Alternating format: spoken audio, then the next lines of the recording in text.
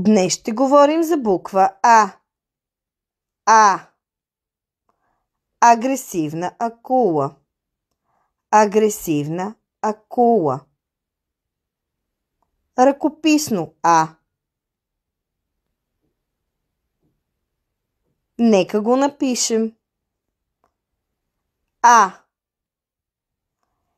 Ето и няколко примера с буквата. Акула. Акула. Ангел. Ангел. Ананас. Ананас. Агне. Агне. Нека повторим. Акула. Ангел. Ананас. Агне. Запомнихте ли? Агне. Ананас. Ангел.